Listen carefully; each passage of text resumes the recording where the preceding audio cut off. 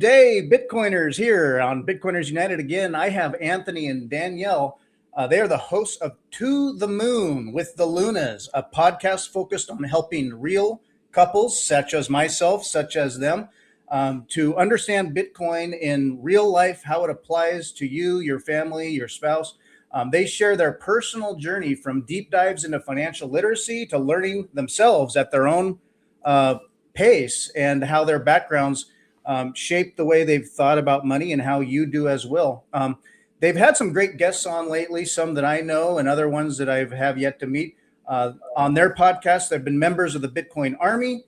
Their message, what I like about them is that their message is positive, constructive, educational, and I've enjoyed seeing their podcasts and their posts grow, what their content, and it very much relates to the dynamics of Bitcoin when integrating it into your life, your job, your family, your kids, all the things that you have to balance when you're in a situation like they are and like I am. So welcome, Anthony and Danielle.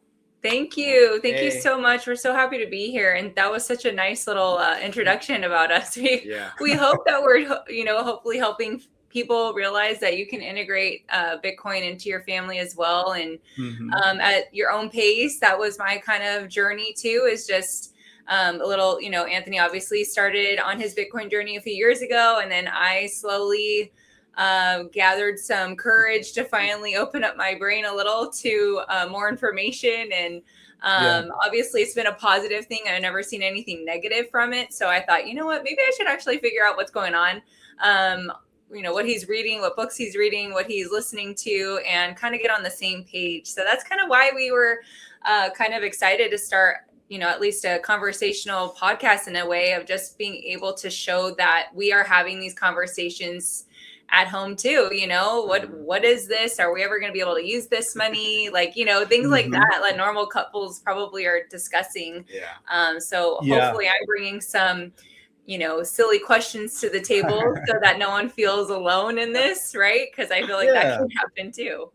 No dumb questions. We all started somewhere. And that's what I love about the dynamic that the two of you bring. Bring Facts reposted this. You just had him on, Ahmad.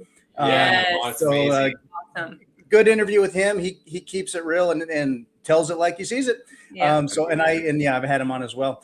So many people can relate to your story, your situation, your podcast, I would say, because I'm in the same situation as well, where I share with my wife, our life together, and everyone's on their different journeys. So like Anthony, I was earlier reading, studying, listening to podcasts, getting super excited. And then I have to manage that. And then I'd get, And so then my wife is supportive, loving, trusts me. Thank goodness we have a good relationship. Yes. And as I would talk about it, I have to manage how I maybe overdosed her or tempered myself.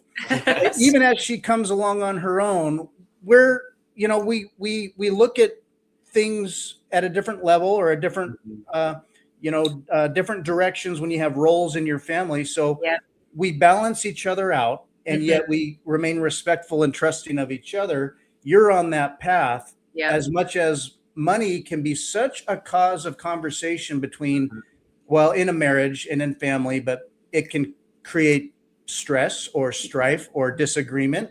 How are you handling all that? Dude, that's such a great question, Fritz. And thanks for, thanks for having us on. We really appreciate the way we're handling everything is basically it was something that before we got married, we're like, hey, we need to have these conversations, right? What are our goals, right? What are we trying to do? Are we sharing accounts? Are we doing X, Y, Z? How much are we trying to save in, 1 year, 2 years, like all of these things, right? Or buy a house. And all of these things are they're important. And these conversations are not had, right? Yeah. We're not taught about money. Most people learn the education of money is through their parents, right? And they look at their parents and then they'll give them advice or their teachers or, just really, it's really minimal though. It's really just little bite sizes, but we never really dive deep, how to buy a house. I was in the mortgage industry as a loan officer. I was in the mortgage industry for 10 years. And it was just wild how nobody knew how to buy a house. Right. And what's the goal, right? The goal is for everyone to have a house one day or a condo or whatever you want. but like nobody knew the process, right? Like, hey, I don't know, like, but yeah, we go to school, we spend hundreds of thousands of dollars in college, and again, to each their own. Like, I'm not, I don't want to knock anyone doing your own thing, right? Some people love it, some people don't, and but it's just like, it's wild how we can go and spend hundreds of thousands of dollars, for 4+ years, and then not even know anything about like budgeting or how to buy a house or what are closing costs or investing or even owning a business, right? Like, so I think it's really interesting, but the way we're navigating it is, we have these conversations up front, and they aligned, right? And so they aligned with our values. And then so we're like, okay, cool. So luckily we were blessed where we kind of have things in order, where we went into our marriage like debt free. And so been debt free, since. And it's just been great. It's just been great. I think it's a huge load off of our backs, right? Like, no one calling us for payments, no one, just like, hey, like, I think it's funny how people, when we thought about this before, when we got on our when we had these conversations up front, like, you can go on vacation, right? You can go to like Rome, you can go to Hawaii, and it's crazy. Like, you can have a car payment, like, and you think you're like going on this vacation, but like, no matter what, they're like, hey, don't forget though, remember, you owe us like X amount of dollars on this date, even though you go have your vacation, right? Like, always somebody just like nipping at us, and so we navigated it up front in the very beginning. Going into the marriage with no debt really helped, and just having a budgeting plan. I think being able to have a budget plan is just it just allows you to like say yes and no, and no's healthy, right? I think people think no is not healthy. No is healthy. You gotta say no to things sometimes, and then have that high time preference, which Bitcoin also like laid another foundation of like, man, we were actually doing things the right way. And securing our future. We've always had that too, of like delaying gratification, making sure like we're getting all things done before we want to go on a trip or go somewhere or do something fun. Even for our kids, like, we want to create memories with them or buy them certain things, and just those certain things. But those were all conversations that we try to have for sure. And so that's like kind of the foundation too. If you're going to get into a relationship with someone, you better figure out what's like, how do you think about money? Like, it's like, you have to have these conversations. It's super uncomfortable sometimes, but like, the more you can be open and talk about it, that it's super helpful. And that's truly us like getting on the same page about going debt free. For a while though, like, to be honest, like, I was very much I was very much on my X's and O's, like, wanted to make sure we were completely I was completely debt free before we entered marriage, before we were together. And you did the Dave Ramsey thing earlier. So, and that's a nice feeling to have, is that like you've got your house in order before you merge houses. That's essentially what I followed too. And it felt so good to be able to be like, okay, I don't owe anyone anything, not even my car or nothing. So I'm like, okay, let's, now we're together. And he kind of saw that after and was like, oh, maybe we should like work together and get that all figured out before we go into like, our life together. So that was really cool. There was this saying there was this saying, for me growing up in high school and college, it was like YOLO, right? Like, you only live once, right? When you're young, you're going to have fun. Sure. And mine was like, if you're around me, it was every time I was doing something, it was like, oh, we're here for a good time, not a long time, right? And so it was just another way of like YOLO. And then, but just watching Danielle, and then I was like, okay, cool. Like, we need to get this in order. And so luckily I didn't have that much. And so we were able to nip it and then move He used to always say that too, Fritz. And I'd be like, but what if you are here a long time?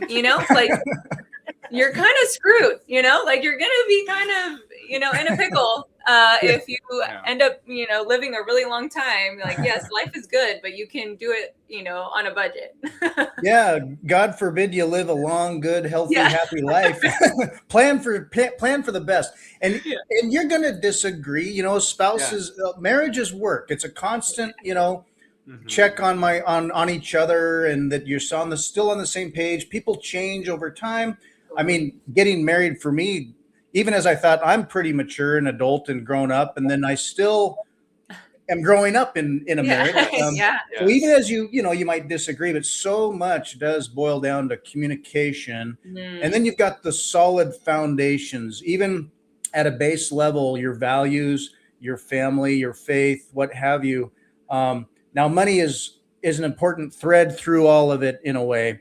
But if you have that good foundation, what I love seeing you put out there, and that, and we can talk about that too. There's a courage on kind of putting yourselves out there, sharing your story, doing it together, and even as well, like with the fiat price today or whatever, it's kind of like, do we share a similar time preference? And has the fiat price ever kind of rattled you a little bit? Like Danielle, you trust Anthony, and then it's easy though, and we can talk about that roller coaster kind of as you spend time in Bitcoin. It's like, oh, the price is up. Oh, it's down. Wait, no, I can get it cheaper. Oh, that feels good. Wait, but I want the validation. I've stacked a little bit. Now I want the and it's a constant psychological game. But anyway, how is your time preference together? I think Danielle, she's like warming up to it. Because again, she's like brand new, right? She's just opening up to learning. So it's just like, we were at 120, 125, 126. And now, where we're at right now. And, as a Bitcoiner being in it and stacking like slowly and surely, like I love it. Like I am through the roof right now. I can't believe like we're even at this low again. I would, again, it is a roller coaster, but I really didn't have these thoughts of like we going down this low again. And so they're like, it's a huge blessing. And so, we're stacking, and I know she'll be like, wait, what's going on a little bit now? Cause we're 125 now, we're, like 77. Yeah. There's volatility and then there's volatility. And it's different than a lot of your stocks sometimes. So and that was another thing too, because he's very enthusiastic, right? I think every Bitcoiner is very enthusiastic, right? And so super positive and all these things. That's just his natural, but he's always very positive. But he was, he'd be like, yeah, it's going to go all the way up to whatever number, right? You guys make predictions, whatever, right? And I'm like, oh, okay. Like, and I'm a very much, I don't get super pumped up either way. I'm just kind of pretty even keel usually. And, and then it dipped and I was like, hold up, you said that it was going to go up, And so like, we're putting this money in, especially in the very early stages. He would say, oh, we put money in, I'm slowly, I think DCAing, right? You're making sure you're putting so much, whatever you budget that week or daily, whatever you guys decide to do.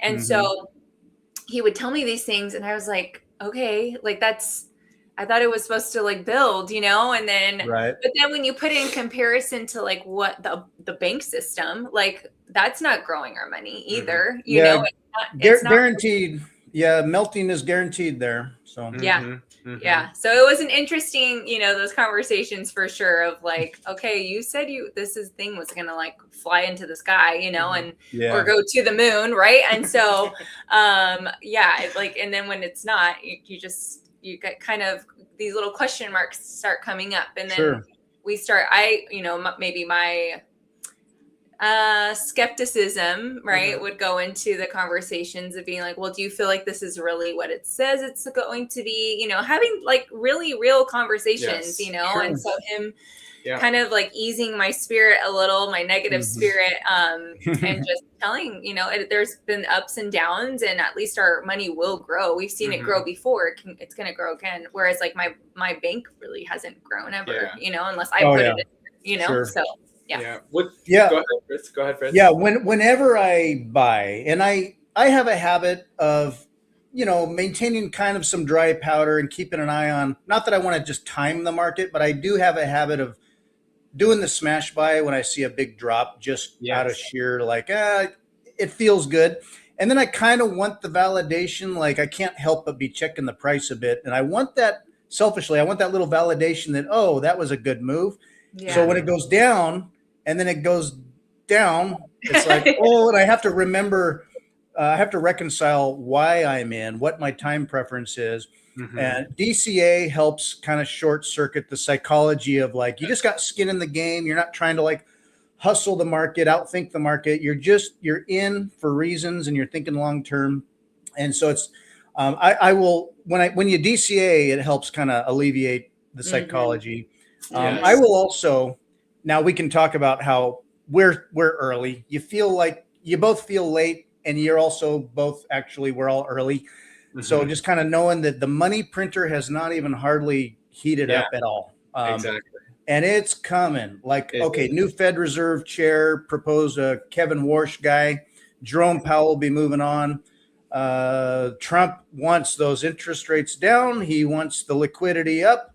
At the same time, and you know about the housing mortgage loan stuff, but at somehow preserving a lot of boomer investments in stocks and housing. But man, they are going to have to print that money. I don't see how they get around it. And so what I'll do also is I'll imagine, because there's unit bias and stuff, when I buy Bitcoin, I will just imagine someday, whether that's 10 years down the road or whatever, I'll just imagine dollar sat parity. Yeah. So you look at like, well, I didn't buy much, but like, hey, there's 100,000 sats. So yeah. Hey. Oh yeah. Anyway. No, that's a really good outlook too. And with Danielle going, like, you know, having the skepticism and it going down, I think this is actually super healthy for newcomers, right? And especially like I can hold her hand during this because, you know, she started seeing it and like kind of started to put her head down and like, oh, okay, cool. Like I'll just use it. Like, so when like, I'll just use the time frame when election time and in 2024, when Trump was getting elected and all of a sudden it just spiked, right? Yeah. And then all last year it just leveled, right? So she got to see like, oh, okay, spike and then like level out, right? And just kind of like bounce up and down. No really huge dips, right? But now going down, it's going to be great. So then she's going to see when it goes back up, like, oh wow, like this like really shot up. And so like, oh yeah, this was really healthy when it was lower and we were able to stack at a lower price. Because I always, you know, whenever I'm on X and just talking to Bitcoiners, I think I tweeted this out the other day too. Like I'm super pumped up for a lot of people that I have followers with and that I follow, that everyone understands Bitcoin. There's no really like panic in my timeline. Everyone's understanding how this is such a blessing and how like where we'll be in like a year or 2 years and we'll be like, oh my God, like I can't believe we got to stack at, you know, 77,000. Because again, going back to what you shared, Fritz, it's what's your time preference, right? If you have a long time preference, and it's a lot easier to like, you know, kind of waver and circuit out this wave of, you know, the volatility.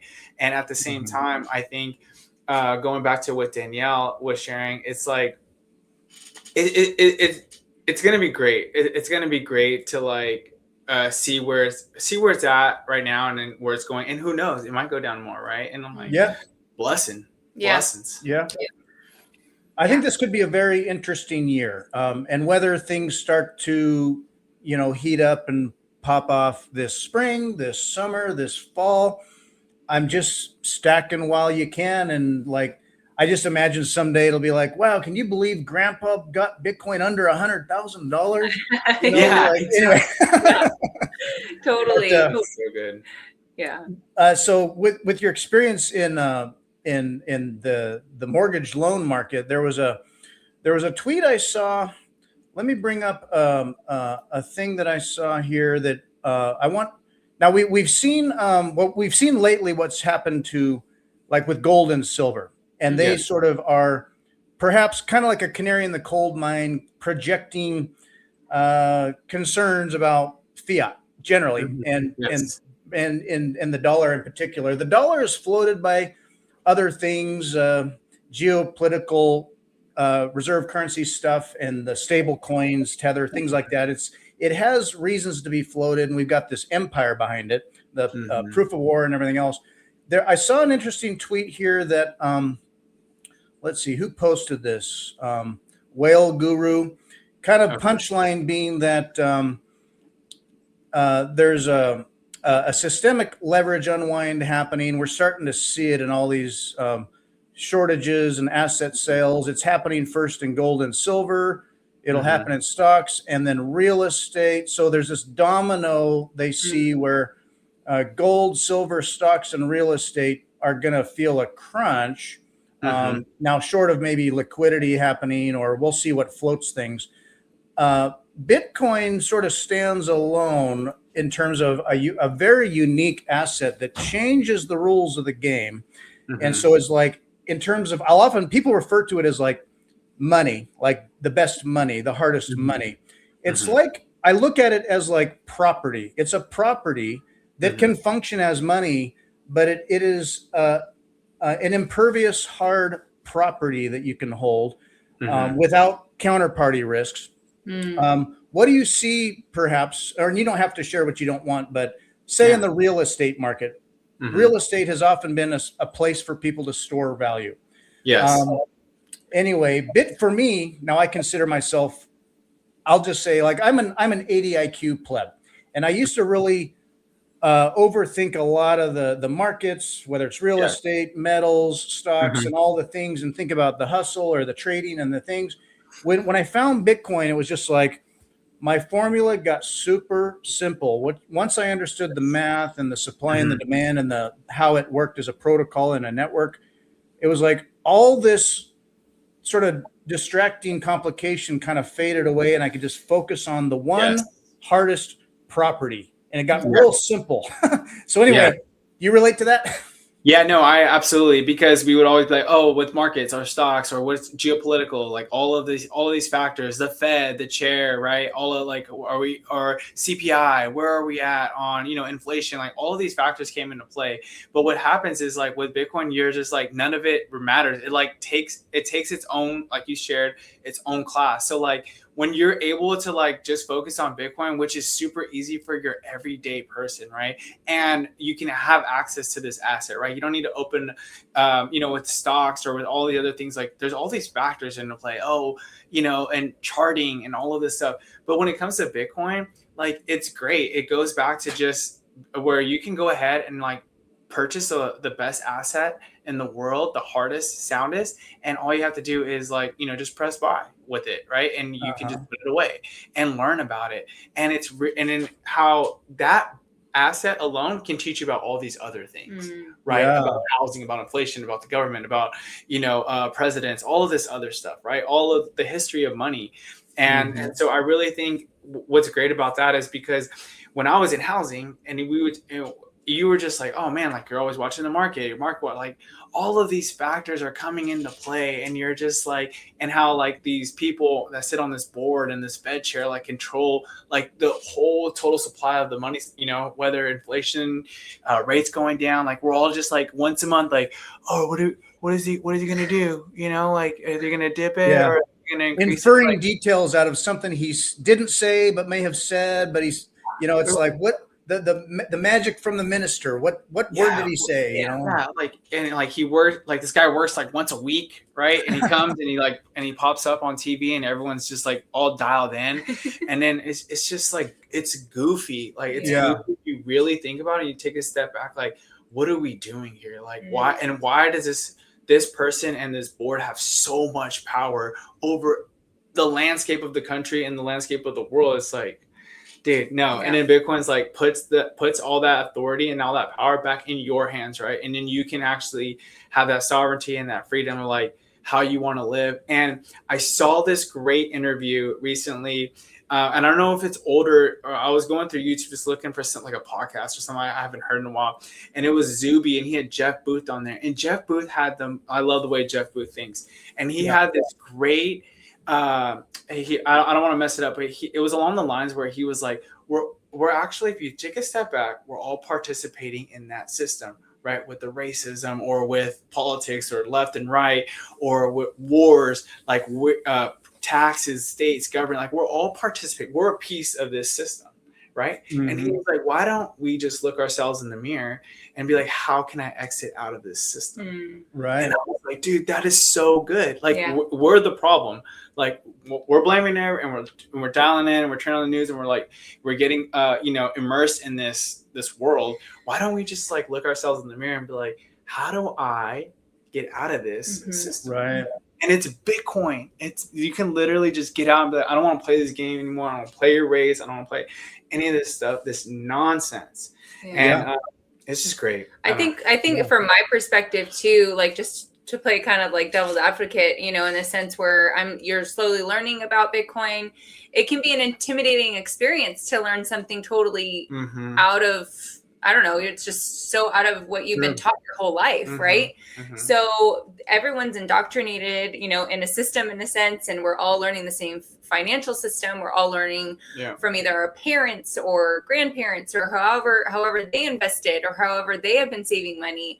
And I mean, I've learned just from like a couple generations, they save totally different than we do now, you know? So it's constant. It's still the same money, but it was done differently. And because the world is changing, the economy changed, all of that stuff.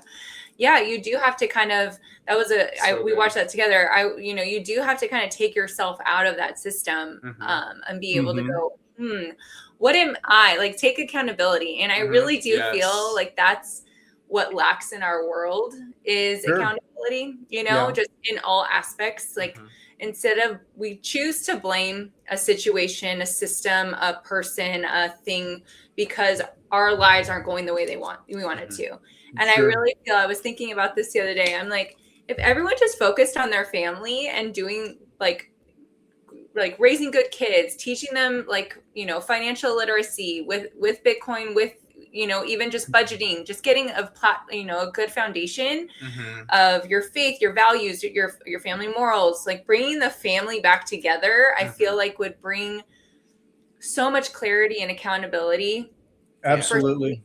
And so that's just was like on my mind too, because it's true, we are all in this system, we're all just kind of getting, you know, even in schools, you're kind of being taught the same things every, you know, year and all of that. And so, and then if you have teachers, and I work in the education system, so you have teachers who were taught probably in that system too, they're just regurgitating basically what was kind of taught to them, and there's a different way. And so, that was just a different perspective, just to kind of hear that as well.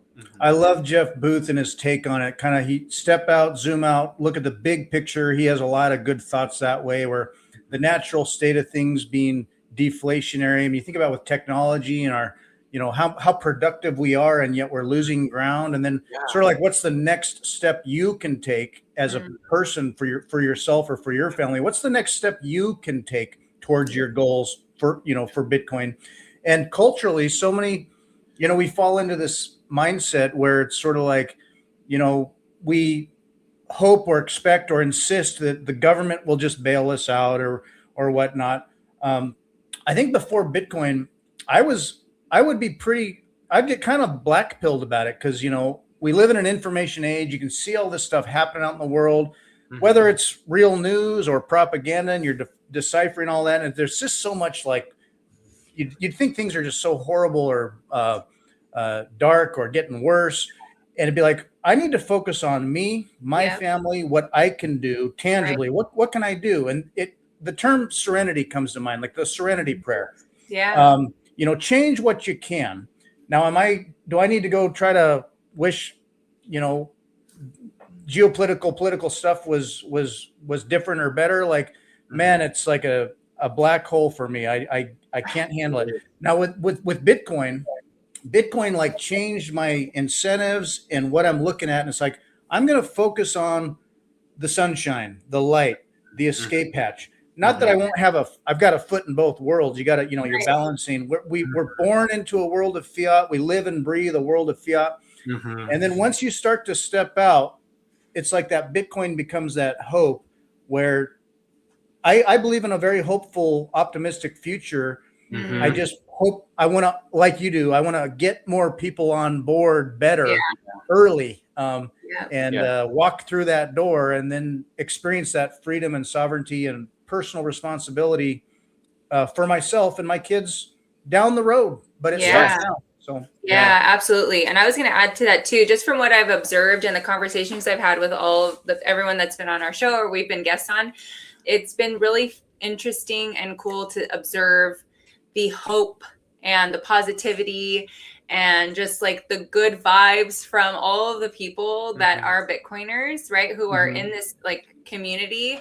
And you can see how fiat has created a fearful community, right? It creates fear, it creates anxiety, it creates all these things. And when Anthony's like sharing with me certain things on X or tweets, or I don't know, whatever you call them now, videos, podcasts, Bitcoiners, everyone has just a different spirit about them. And you don't see them blaming other people. You Right. see them talking, discussing, like, you know, what we're doing right now, just kind of the world that we're in. But you're not having like people really saying like, oh, because of our president or because of our governor, because of whoever, this is why my life is the way it is. No, it's because it is what it is, and we got to fix it. You know, it's like we got to take some ownership and control over it. And so we always, like, I especially, we both are really into just making sure our kids know that too. Like, I know that's a huge portion. You have to develop that skill of accountability. It's not my fault. You know, if my kid forgets her lunch, guess whose fault that is? It's not my fault. It's your fault. I told you to grab your lunch. You know, it's like you have to have these conversations at a young age to create those that ability to see that it's not just everyone, you know, anyone else's fault. So the hope, the joy, the positivity that Bitcoin brings. I mean, you have people doing push-ups all together on this like Bitcoin community and like exercising and just encouraging each other, you know, and I just think that is such a good thing. And that's personally why I was like kind of hands-offish, because I never saw anything negative or like ill will in any way when Anthony was kind of diving more into Bitcoin, you know, and he would share the tweets and I was like, well, I totally trust you. Like, this is great. But I have nothing negative to say about this. This is awesome. Like, everyone's helping each other, you know? So that was a cool perspective on my end and what you were just sharing. Yeah, and escaping the victim mindset, not passing on a black pill to your kids. I really try to educate and provide my kids with, you know, that sense of personal agency and responsibility. I have a 4-year-old daughter, and she's smart, she's thriving, very very special kid in my life, and I also have older boys in college and working and etc. So I've got a range there, but I think all the time about what am I passing on to my kids. And now that said, do you ever have to manage or balance other family, external family? It could be your parents or other adjacent folks that now when you put yourself out there, you're outspoken about your values and Bitcoin. And now moms want to worry about their kids. Dads want to be protective of their kids. And do you ever manage FUD from family or others where it's like, ooh, I don't know, is this conservative enough or safe enough, or it's a little different? This is a great question. And I feel like a lot of people don't talk about this enough either too. Only comes up like during Thanksgiving and Christmas time. Oh yeah. So how's your how's your Bitcoins? How much Bitcoin do you have? And you're kind of like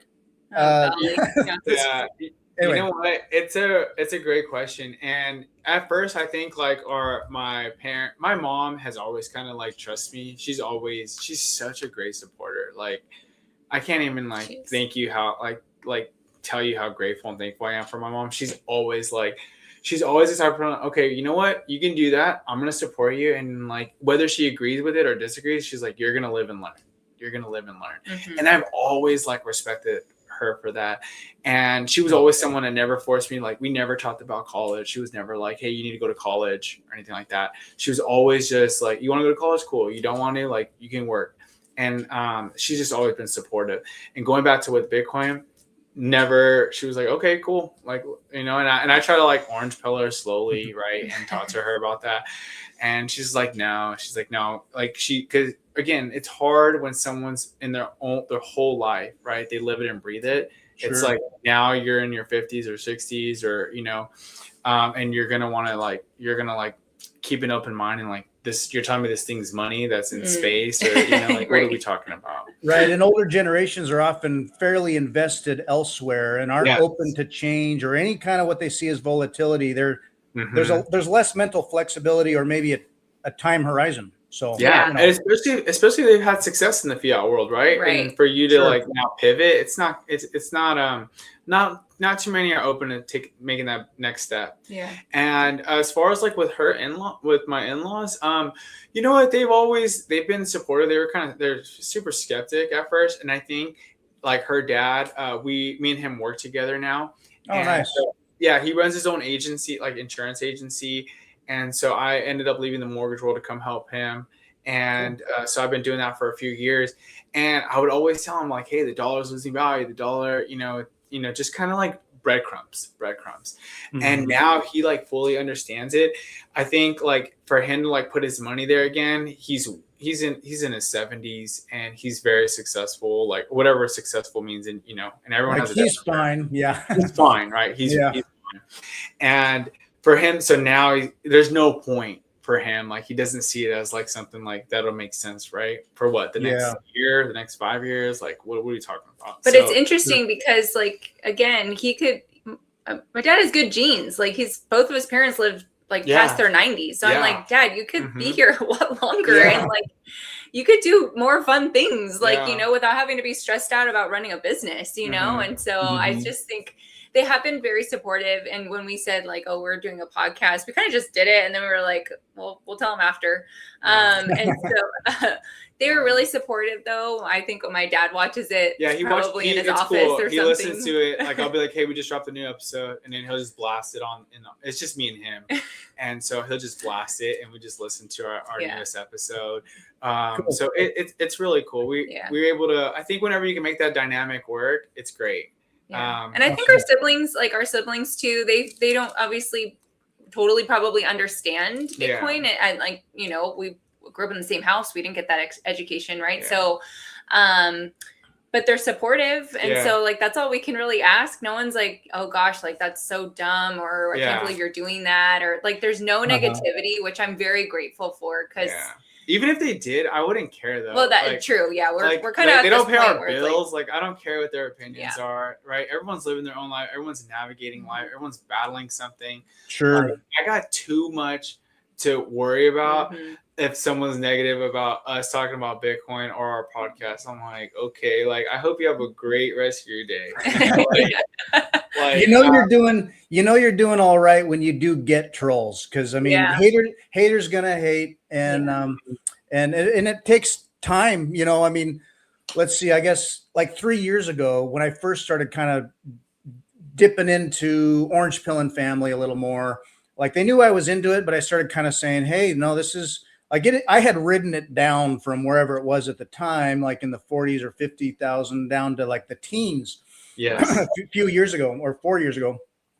And so when it was around the teens or the 20,000, approaching Christmas time back then, I gave family just a little bit of Bitcoin on a little fun token wallet thing, and just gave them a little bit like, hey, you're off zero. There's a wallet. There's a public key on the outside, and inside there's a private key. Hang on to this. It may not mean like much now, but here you go. And so it may take years, but then so years later, it's like, oh, Bitcoin has crashed to $70,000. And it's like, okay, do you remember 3 years ago when it was like $20,000? Yeah. And so it's like, it's crashed to what, 3x in 3 years? Like, I'm not, anyway, it takes time. And then some people will never get it, and I kind of got to let it go. Trolls, it's like, fuck them. Okay, whatever. Yeah. And then for those where it gets traction, I roll with that and just kind of take the next step and play the long game. And I've had family now come around variously and like appreciate it to the extent that they're willing to. Less FUD. That said, I myself do manage family that gets caught up in whether it's politics or negativity or FUD and stuff. And that's where they want to engage with what's going on. And so Bitcoin being like that door to walk through, it's like, I know what's going on. I don't want to be naive or oblivious or like that I don't care. Yeah. But that's not my world. That's a show going on. But if it's negative, I'm not letting negativity enter my life, or I'm not gonna like toxify my kids, So when you have little kids around you, or just any age, really, anyone in your home, that negativity that you allow in your home affects everybody. Because what we surround ourselves with, what we listen to, what we're, all that stuff really can like change your mood really quickly. And so you have to be on your A game as a parent, you don't want to toxify. And I always think that too. I'm like, just turn it off. Don't, I know. And again, you don't want to be naive or like not compassionate to what's going on, but you're also like but my family is right in front of me right now. And this is what I can control. Like what we talked about, like, this is what we can control. I'm not going to allow this to come into our home because we don't function that way. We're happy people. We got things to do today. We're going to go outside. We're going to go learn, we're going to go do things. We need to buy Bitcoin. We need to buy Bitcoin. We're making memories, and we're going to make good memories. This will date me, but I mean, when I was a kid, I just remember like evening news would come on. It'd be like, well, Ronald Reagan did this and Gorbachev did this and, and all the things. And I grew up thinking like, and I was sort of aligned with all these negative thinking thoughts that became habitual. And Bitcoin's allowed me to be like, walk away, focus on my kids, my family, my future, and positivity. Yeah. So getting to your podcast, I want to feature and highlight what you're doing here. So creating a podcast and getting started, and we can talk about your New Year's resolutions as well if you want. But so did you find it? So you can go to, you can find them on YouTube, To the Moon with the Lunas. Like you can just search for the Lunas and or even To the Moon. I've found you here. You've got a lot of good stuff. Oh, nice. And so you're doing great work. That said, it takes a bit of courage and getting over lots of feelings, imposter syndrome, or, you're busy. You're always busy. That first time you click record and you're going, it's kind of a jumping in the pool. Did it feel like, okay, we're doing this? Like, does it feel real yet? It's that's Fritz. That's we literally said that too. Like we literally pressed her like, here we go. And we just went. And I also want the whole point of it was we want to add value to people. We know people are having these conversations in the background, whether you're like a Bitcoin maxi, like, and you have a spouse and you're married, like you are for sure having questions, right? You guys are having conversations. And so we're like, we should just make a podcast. And I was like, I think it'd be a lot of fun, like just to like even reach out to people and just, just see if they would just share their story. And I think it'd be cool for Danielle. Like I'm always constantly throwing up on her, orange Bitcoin stuff. Like maybe she can hear it from a different perspective, hear it from Fritz, hear it from, all the people that we listened, all the people that we interviewed. Right.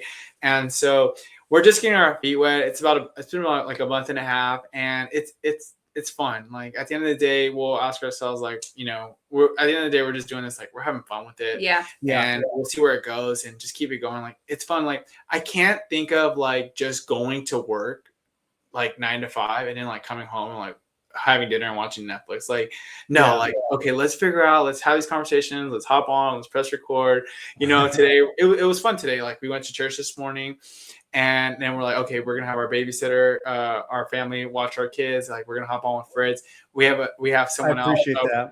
Yeah, dude. Like, we're like, and then we have another one. We're recording tonight for our podcast tonight. We're super excited for them, and so it's fun. Yeah, it's fun. And just to add to that too, we get to do it together, which is really cool. Mm-hmm. Like we have something to look forward to. And it sounds like it is. I will say it's a learning curve for sure. Like, sure. Just like the whole, how does this get onto YouTube? How does this get onto Apple? How does this get everywhere? And so learning that we taught ourselves the platforms, we taught ourselves. I mean, we don't even have the best equipment either, We're just like, I mean, you're sitting on a box, if I'm going to be honest with you right now, so, we're figuring it out. And it's just like, it's just fun, and we choose to see it as like a good thing, not obviously we wouldn't do this if it was causing us any turmoil between one another. I don't think that's real either, so I said, as long as we're adding value and I don't expect anything in return. Like, I just want to do this as like, we're doing this together. Hopefully it helps people, because I really think our hearts are to help and serve one another and just help people in this community. And I can't be the only one that's asking really stupid questions. So like, might as well like film it, record it. Well, people will relate to that. And it's also easy to be hard on yourself. When you're a productive, performing, high standards person, and you're used to like you know, doing well at things, working hard at things, being athletes in the past, athletic scholarships, and you're keen on performance and growth. And so what I'll find is that even after I've been doing this for a little while or whatnot, I can be very hard on myself, or I want to get everything just right. And then I'll notice all the little things. I'm like, oh, that didn't work, or, oh, that's awkward. Or I listen to myself talk, and I make myself cringe because I'll just imagine that I want to be something like perfect. Yeah. And you start to kind of get over that and be like, you know, it is what it is. Why am I so hard on myself? Yeah. Like, just do it. Yeah. That's so good, Chris. That's so good. And when you look at it, it's actually freeing too. So when you're like, now you're actually growing, like self-growth. I think like what you were sharing, like you're learning. Why am I doing this? Why am I doing it? And then you're getting more calm, you're getting more relaxed, and you're just like, okay, I'm just gonna do this, and I'm gonna do my best at it, and then I'm gonna be satisfied with the results. Yeah, that's it, right? And I think it's really freeing on becoming like, you know, your true self, like, and because it's not everyone's not doing a YouTube video, right? Everyone's not recording. Everyone's not like setting up podcasts, right? You know, a lot of people are doing, they're getting distracted. They're getting entertained. It's so easy to plop on the couch after, you know, you come home. It's so easy not to go to the gym. It's so easy not to do push-ups. It's so easy, you know, to drink, you know, a beer or two here and there, like, and it just compounds, right? Like, again, like, I'm not saying that's bad. I'm just saying that it's so easy to be distracted in all these other things than to like self-grow. And I think like self-growth is huge because I think we shared about this earlier. It's like, because when you can self-grow yourself and you're just like being the best, I'm going to be the best Fritz, right? I'm going to be the best Anthony. If I could be the best Anthony, then that means that it's going to pour over to everyone around me, right? My wife's going to get like the best version of Anthony. My kids are going to get the best Anthony. My coworkers are going to get the best Anthony. Like when I go to the grocery store, they're going to get the best Anthony. I'm always creating, you know, interruptions and interactions with people. And I think that's where it starts. Like, you have to be selfish in the beginning to like, okay, I need to figure out who I am and be the best person I am, because it's like that. It's like, I shared this earlier too. It's like, it's with like in an airplane, right? When you're in an airplane and it's crashing or whatever, and like the oxygen masks come down, they always say like, hey, before you help other people, put yours on and then help other people. Cause it doesn't no good if both of you are dead. Right. And so that, I think that has to deal with life as well. Totally. Yeah. If you're not good, you're not as good for other people, or, you know, and so, you're busy. And so as you know, you've got family, you have jobs, you have parents and kids, and time management becomes a thing. And so without overwhelming yourself on like these big goals, like you're talking about like New Year's resolutions, like setting too big of a goal and then like burning out and feeling like by February, you're like, oh, it's just too hard. I can't do it. It's like kind of like the next little step and the next little step. And you chip away at it. And then before you know it, you feel better and you're making progress. It's not like, I'm going to finish this book. It's like, well, I get tired. I'm going to read the next page. And then, okay, I'm just going to read the chapter and step by step. Now, are you currently reading Natalie Brunell's Bitcoin for Everybody? Yes, just finished it. I just finished. Cool. I'm still reading it. Yeah, I just finished it. It's such a great book. Natalie Brunell did such a great, like, the way she storytells, and it's such a great book for beginners. Yeah, I think like it really hits home for people who are just getting their feet wet into Bitcoin. What is Bitcoin? I've also even like bought it for one of my cousins, because she hopped on the pod. I mean, she's not hopped on. She started listening to the podcast. Like, hey, I keep hearing about Bitcoin. I want to learn about Bitcoin. I was like, here, check out our podcast. And then for Christmas, I mailed her Natalie's book. Oh, nice. And so she's like, I'm going to follow up with her like actually like today, because it's been like about a month now. And she's a huge reader, so I know she'll like tackle it, right?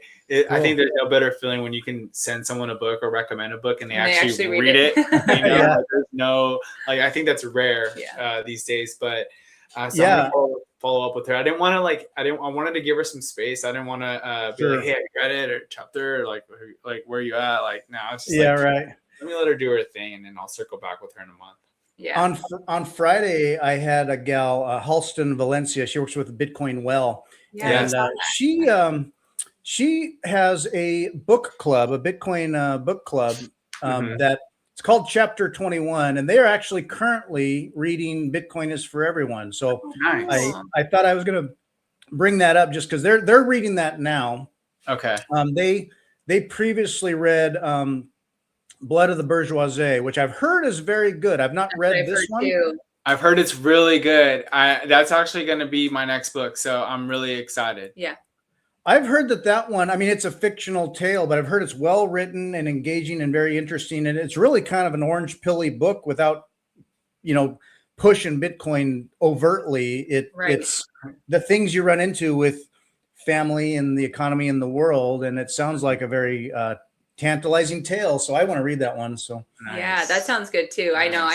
I for me, it's like if I take too much factual information, it's just too I can only take so much, but we definitely want to read that book because I think I need almost sometimes a story-based,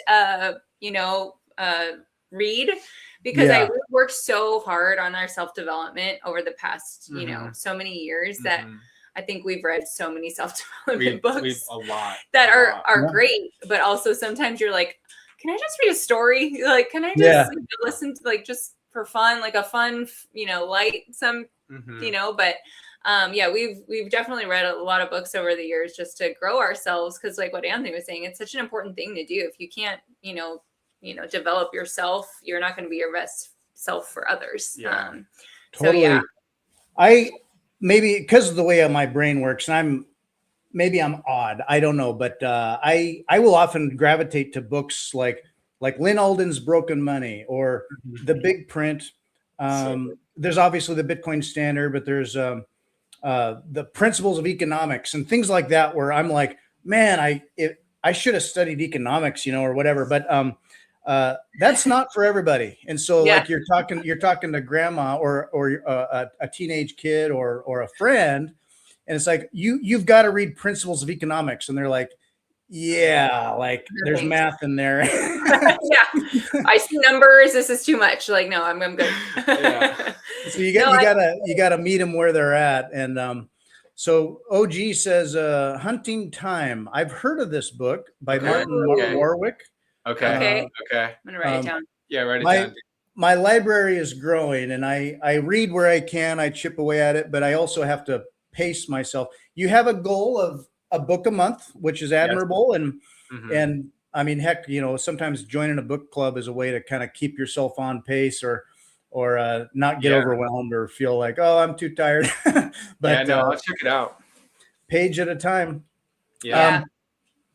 So how do you find the balance overall when you think about all the things? Oh yeah. So as you enter middle age, or as your kids grow up, and what naturally happens, what I experience is like you get into a squeeze where you've got kids that need a lot and a growing family.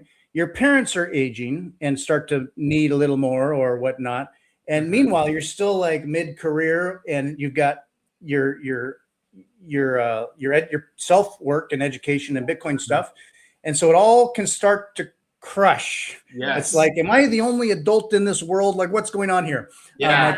Fixing problem after problem, fixing. And it's like, anyway, how do you find perhaps your balance in life? I think first you have to tell yourself like, okay, I'm going to make time for this, because a lot of people use the excuse like, oh, I'm too busy, right? I'm too busy to go to the gym. I have kids, right? No, like that should be the reason why you should go to the gym, right? Or I can't do X, Y, Z. I think you have to figure out your schedule. It almost like goes to like writing your schedule down and filling up your calendar. I think it's super healthy to fill up your calendar. And I'm not like overwhelm yourself. I'm like, no, like have a structure, right? We work really well on routines. I always think like, I always tell ourselves like, we always want to have a great routine for our family, our kids and our parents, and make time for these things, because if not, someone's going to put you on a schedule, right? Your job, they'll put you on a schedule, and they don't care what things you have to do. Right? Or you have a dentist appointment or something. So like, if you work hard and you put yourself on your own schedule that's beneficial to you and your family and your spouse, like, it's a priority to carve out time for like to go on date nights. It's, so if we find ourselves, like you shared, like in the middle of all this stuff going on. So like, where do we make time? Like we wake up earlier, right? We're not like wake up earlier and like, put time for prayer time, or, maybe go to the gym, and so before the kids wake up. So like, does it suck? Yeah. But like, is it great? Yeah. And so like, you have to figure things out, and everything's figure outable. And so I think being able to like put structure and routine, and then it just flows. I would say when you wake up, you don't think like, hey, I got to brush my teeth this morning. No, you just brush your teeth. Right. And so when you put systems in place, you just do it. Yeah. Right? Yeah. Yeah. Like instead of goals, you have systems and just decisions you've made. And that with time management, you can be busier with time management and feel good versus even less busy, but you're kind of drifting and it just feels like overwhelming. Like it's just all the things. So yeah. Totally. Yeah. And I think prioritizing too, it's such that's a skill that you have to figure out as you get older. I mean, I'm sure, but I really try to work on that with our kids. Our kids are 5, 4, and almost 1. So they're still young, busy. But the 4 or 5-year-old, like they know a good amount of stuff to figure out. Right. So it's like, okay, these are the things that I expect of you. Like, what do you think should be done first? Because we're going to leave in about, 20 minutes to our activity or whatever we're doing, and so really talking to them about that too. But even as adults, we have to prioritize and what's going to help you be the best you, and it's going to be the things that you probably, the society's going to be like, oh, you should sleep longer. You should, you should do whatever makes you happy. Watch a show. And, there's nothing wrong with those things. But like, if it's not helping you or serving you, then like, just stop. Just figure it out. There has to be another thing, because I have to get up earlier to go to the gym. Do I want to get up earlier to go to the gym before my kids wake up? No, not really. I'd love to go during the day or, just, or whatever time. But I know in the evening, I'm not going to be able to go because we're doing bedtime and we're doing all these things at night. There's no way. And that's when I prioritize him being able to go to the gym, because we're a team. Like, I need you to be your best self too. So if that helps you, you need to go too. So it's one of those things where you really have to prioritize. And a lot of times it's saying to yourself, this does suck, but also I'm going to feel so much better after I do it. You're going to feel so much better after you've made that time for yourself, and like doing our Bible in the morning or, doing things like that where you'll just feel so much better. Yeah. Just having time for each other. Sometimes, parents can feel like they're just passing in the dark and you're both busy and like, when do you get to, well, your podcast brings you together. So that's one thing. Totally. Being a parent, it forces you to grow in so many unexpected ways where between time management and the amount of emotion you can feel in your heart is different. You didn't know what tired was. You thought you knew what tired was. And just wait. Ahmad brings up some other books here. Chasing the Souls, Vermilion War, Syndicator's Peril by Devin Rose. I've not heard of those. So anyway, I just threw those up as a reference here for us. And then, so speaking of time management, we've got a bit of a hard stop and I want to be respectful of your time. So real quick, ways that you can be found on X. Anthony certainly can be found here at AntMoon5. Luna, he's part of the Bitcoin Army. He's online, posting all the time. I like following him. And I'll bring it up again. Your podcast here on YouTube, at least, is To the Moon with the Lunas. You can find them there. I am subscribed. I'm just on a different account here. You're good. So you're early and growing and getting guests on, and it's just lots of exciting stuff happening. So I'm just super excited to see what you do together. Danielle, how you learn on the journey, and Anthony, how you educate and translate and share together. I love seeing it. I'm super excited for you. I'm proud of you. Click and record. So thank you. Thank you so much, Fritz. We really appreciate that. And then we're also on Spotify and Apple. If you listen to the podcast, if you just want to listen to it, not watch. Awesome. But yeah, we really appreciate this time with you. And this has been really fun. It has been fun. It's cool because we started a podcast just recently, and and I would share with Danielle. I was like, hey, Fritz, he has this podcast. Like, he wants us to go on it. She's like, what? People want us on their podcast, you know? We just started. It's just fun though. Like, you know, and that's what I love about being Bitcoin. Like with Bitcoin, like all the people are just great, right? Yeah. Like I don't remember when I really like met like a bad Bitcoiner, right? And so it's been great. It's been great. We really appreciate you having us. It's been so much fun, and thank you. That's awesome. It's good experience. We're all sharing the journey together. We're all contributing in our own way where we can, and it's all good stuff. So it's been really fun for me. I've enjoyed it, and just thanks for carving out this extra bit of time for me and absolutely, and sharing with me. It's been really fun. I appreciate having you. Thank you, Fritz. Thank you. Real quick, I'm going to throw up a quick, funny little. The company I work with, here's a little spot ad for my sponsor here, and then we'll wrap it up. All right. Bye. All right. Bye. As a Bitcoiner, you know that taking self-custody is critically important. But if you've ever had a seed phrase, you've probably had it written down on something kind of like this. You can hide it or secure it, but paper burns, paper fades, paper gets wet, paper rots, paper blows in the wind. Paper has things written on it that might look important. So get off paper and get yourself a MicroSeed at microseed.io. Get the kit and crank out all the keys you'll ever need forever.